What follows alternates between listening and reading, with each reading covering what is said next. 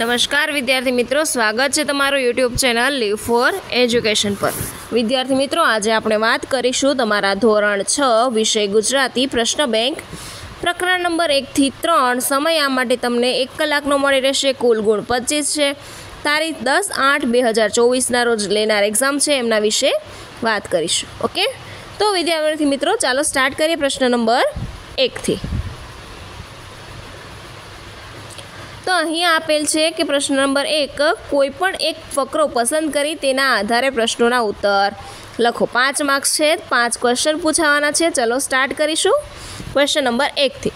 એ પહેલાં વિદ્યાર્થી મિત્રો, ચેનલ પર નવા હોય, ચેનલને ફર્સ્ટ ટાઈમ વિઝિટ કરો છો તો ચેનલને સબસ્ક્રાઈબ કરી દો, નોટિફિકેશન બેલ આઇકનને પણ પ્રેસ કરી દો, જેથી કરીને બધા અપડેટ પહેલાં તમને મળી રહેશે। ઓકે, તો ક્વેશ્ચન છે, પરોપકારી મનુષ્ય કોને કહે છે? તો કે બીજાને હેરાન કરે તેવા મનુષ્યને, બીજાને નિસ્વાર્થ મદદ થાય એવા મનુષ્યને, બીજાને અડચણ રૂપ થાય તેવા અને પોતાના જ સુખમાં વ્યસ્ત રહે તેવા। તો આમાં શું આવશે? બી, કે નિસ્વાર્થે બીજાને મદદરૂપ કરે તે મનુષ્ય। પ્રસ્તુત ફકરામાં પરોપકારી મનુષ્યની સરખામણી કોની સાથે કરી છે? તો કે અહીંયા પ્રસ્તુત ફકરામાં પરોપકાર માટે આપેલ પેરેગ્રાફમાંથી આપણે શોધીને લખવાનું છે। તો કે સુખ માટે વૃક્ષને સરખામણી કરેલી છે। ઓકે, જેનું આયુષ્ય ઓછું હોય એવું? તો કે અલ્પાયુ। કાગડા કૂતરાનું જીવન એટલે કેવું જીવન?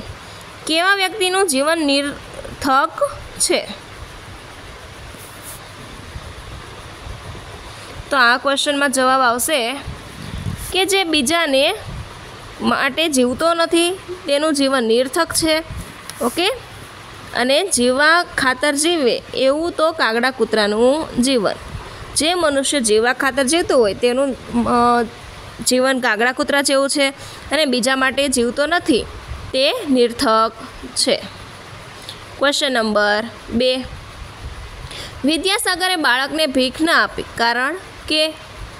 તો અહીંયા છે ભિખારીએ કહ્યું, બાળકે કહ્યું બીજું શું કરું? તમે વિદ્યાસાગરે કહ્યું ભીખ માંગવા કરતાં તો મરવું ભલું। ઓકે, અહીંયા ભીખ શું કામ નથી આપી તે જોવાનું છે।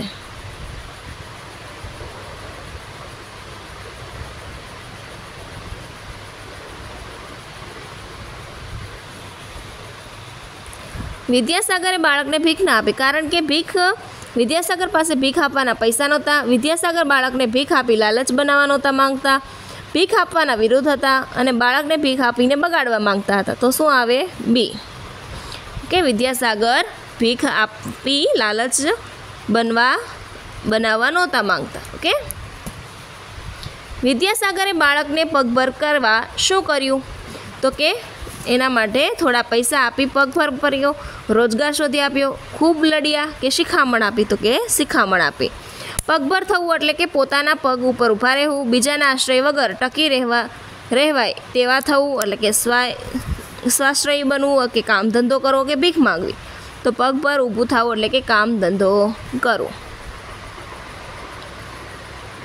હવે ક્વેશ્ચન નંબર અહીંયા 3 આપેલો છે। ઓકે, ક્વેશ્ચન નંબર 2 છે અહીંયા કે આપેલા વિભાગોમાંથી કોઈ પણ એક વિભાગ પસંદ કરી પ્રશ્નોના જવાબ આપો। તો અહીંયા એક તમને જાહેરાત આપેલી છે, આ જાહેરાતના આધારે અહીંયા ક્વેશ્ચન છે, આ ગ્રાહક કેટલા લોકો આ દુકાન પરથી ખરીદી કરે છે? તો અહીંયા ગ્રાહકોની ખરીદી છે એ જોવાની છે।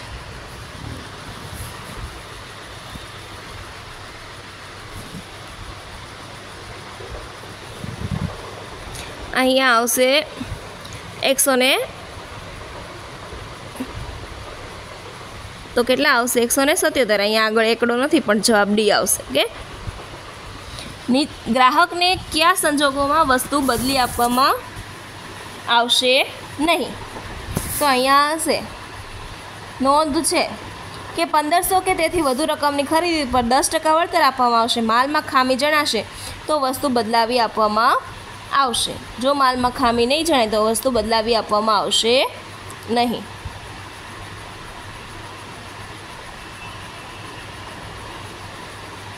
ખરીદેલ બેટમાં હાથામાં ભાગમાં તિરાડ છે, વોલીબોલમાં હવા હતા તે નીકળી જાય છે, ટી શર્ટની સિલાઈ નીકળી ગયેલી છે, કે કાળા રંગની ટોપીને બદલે લાલ રંગની ટોપી લેવી છે. તો અહીંયા શું આવશે? તો કે ડી. કે રમતને લગતા પોશાક એટલે તો કે રમતગમત માટેના વધારાના સાધન, રમત રમવા દરમિયાન પહેરાતા કપડાં, કેરમ બોર્ડ ઉપર વપરાતો પાવડર કે ઉપરમાંથી કંઈ નહીં. તો કે અહીંયા આવશે બી. કે ખરીદેલી વસ્તુમાં એકની સૌથી વધુ કિંમત કઈ વસ્તુની છે? ચલો બિલમાં જોવું પડશે આપણે કે સૌથી વધારે કિંમત શાની છે.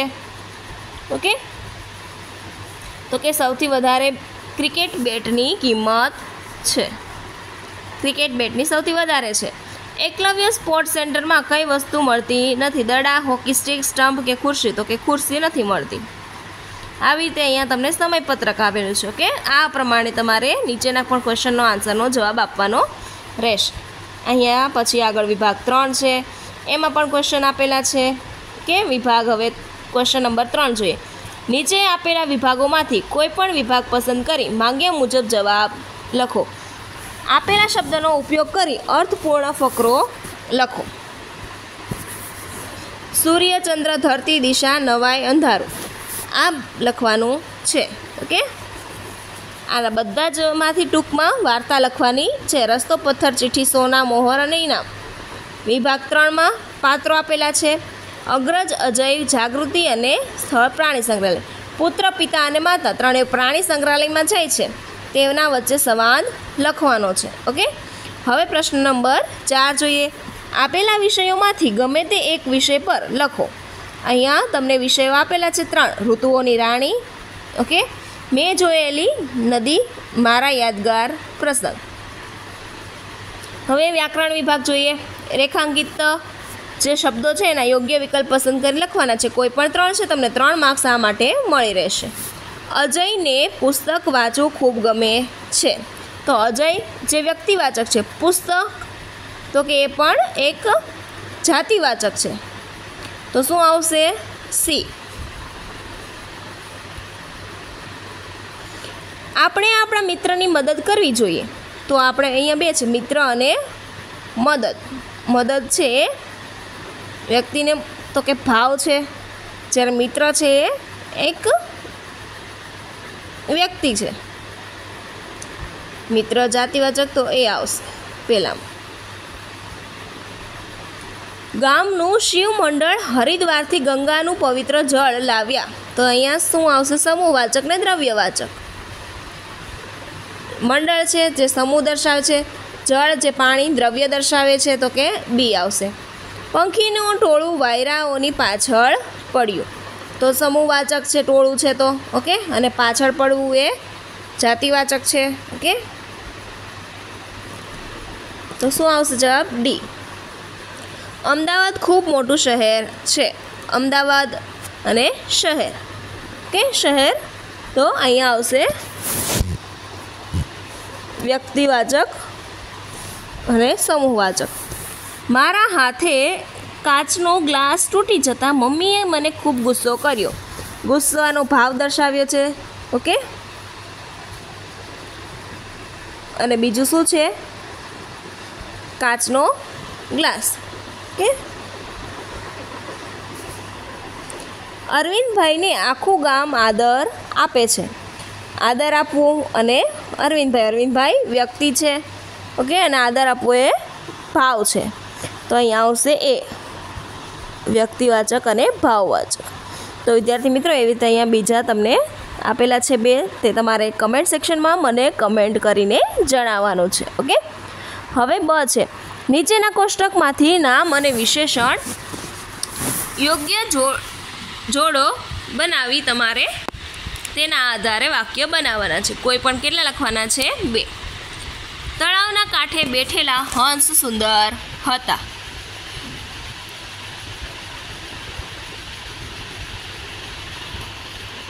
તો આ વાક્ય તમારે બનાવવાના છે. તો અહીંયા નામ અને વિશેષણ છે હંસ. ઓકે, તો હંસ, તળાવના કાંઠે બેઠેલા હંસ સુંદર હતા. પછી છે ધરતી. ઓકે, ધરતીએ જાણે લીલી ચાદર ઓઢી હોય તેવી લાગે છે. કોફી, તો અહીંયા ચલો કોફી એકદમ કડક બની હતી. પછી છે વરસાદ, તો વરસાદ માટે ધોધમાર. તો કે કાલે શાળાએ જતાં ધોધમાર વરસાદ પડ્યો. ફૂલ, જે નામના અર્થમાં વધારો કરે છે તેને વિશેષણ કહેવાય છે. એવી રીતે ફૂલ તો કે સુગંધીદાર છે. છોકરો તો કે હોશિયાર છે. નિશાળ તો કે એકદમ સ્વચ્છ છે. તો આવી રીતે તમને વાક્યોમાં હું જોડક્યા કરી દઉં છું, એ રીતે લખવાનું છે. હંસ છે તો એક તો પેલું થઈ ગયું સુંદર. ધરતી તો કે લીલી સાડી પહેરી હોય. કોફી એકદમ કડક છે. વરસાદ ધોધમાર આવે છે. ફૂલ તો કે સુગંધીદાર છે. છોકરો તો કે હોશિયાર છે. અને નિશાળ એકદમ શાળા સ્વચ્છ છે. તો આવી રીતે તમારે કરવાનું છે. તો વિદ્યાર્થી મિત્રો, આ હતું તમારું ધોરણ 6 ના ગુજરાતી પેપર વિશે વાત. આવી રીતે બીજા વિડીયો જોવા માટે ચેનલ પર સબસ્ક્રાઈબ કરો, લાઇક કરો, શેર કરો. તમારા મિત્રોને જરૂરથી વિડીયો શેર કરો, જેથી કરીને બધી અપડેટ પહેલાં તમને મળી રહે. તો વિડીયો પસંદ આવ્યો હોય તો વિડીયોને લાઇક કરી દો અને ચેનલને સબસ્ક્રાઈબ કરી દો. ચલો, આવા જ નવા વિડીયો જોવા માટે ચેનલ પર બન્યા રહો.